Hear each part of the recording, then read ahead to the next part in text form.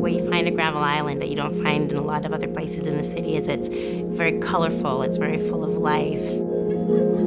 It's like a land of experimentation, or at least that's what it should be. It's people-centered. It's a people-centered space. It was a process that was led by some people who were comfortable to innovate. Try this, try that. It was a project initiated by Ron Basford, the Minister of State for Urban Affairs. It was Ron's initiative that got this underway. He had visions that Granville Island would become something of an eyesore and realized that the federal government, they had to come up and do something about that. And so he had it transferred from the Harbors Board to his portfolio. I think part of the uniqueness of the leadership was the fact that they were willing to take risks. And so many federal organizations are exactly the opposite to that. It was the old-fashioned zoning. This is industrial, this is retail, this is residential, don't mix them up. Well, we wanted to mix everything up. I think that obviously you need a place that the people of Vancouver can enjoy and want to go to. Some form of educational facility, theater group, a farmer's market. That's the kind of use I would like to see made of it. We set about to try and develop what they were imagining as a people place. So it had to be more than a park. You know, it had to have life, it had to have activity. We thought it had to have a broad mix of use. It had to have education and culture, and of course the industry. Granville Island is a public federal space. For that reason, I think it does represent many different mixes of people. I think Granville Island is what it is because there aren't the big chains. It is a place where you can always find locally made products. The public market, I believe, began to earn in month 13 our forecasted revenue for year 4.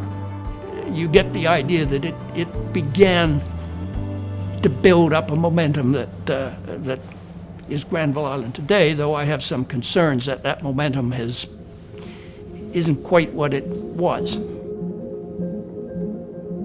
I'm in the process of moving to Granville Island, where I can work in a reasonable financial environment. CMHC is a residential mortgage company. There isn't a single residential mortgage on Granville Island. There's a bit of a mismatch between the governance and the nature of what is being governed. In the beginning, when tourists came here, they were overawed by it.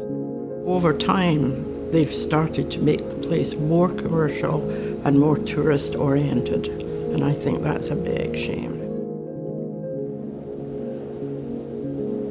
In our plan, we always planned the place for the people of Vancouver, and that if tourism occurred, our view was that it was strictly icing on the cake. You can't start to lose the cake because the icing's not enough.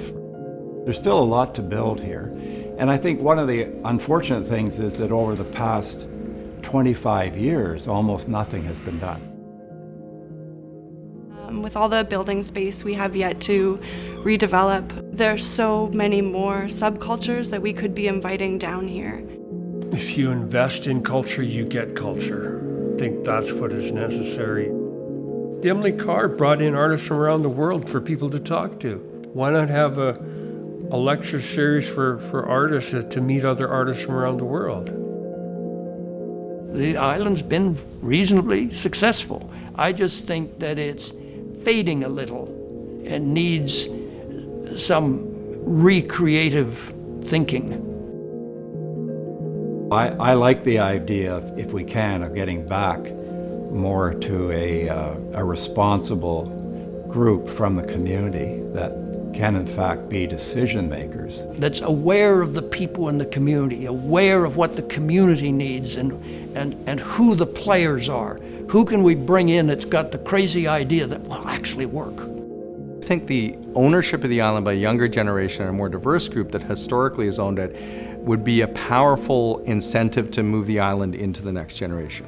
If you can take a hard look at the structures, the systems, how do we make decisions in the community, coupled with new resources to do things differently, then you can unleash all sorts of potential in communities. I think that the island should be maintained as a federal asset, but if there was an independent organization managing it, that organization could go out and get more funding and make the place even better than it is. There needs to be a sense that this is our island. We're the people who are making it work. What we learned in Granville Island 2040 was that what made Granville Island successful in the beginning couldn't be more relevant today, and in fact is a recipe to make this place even more successful in the future.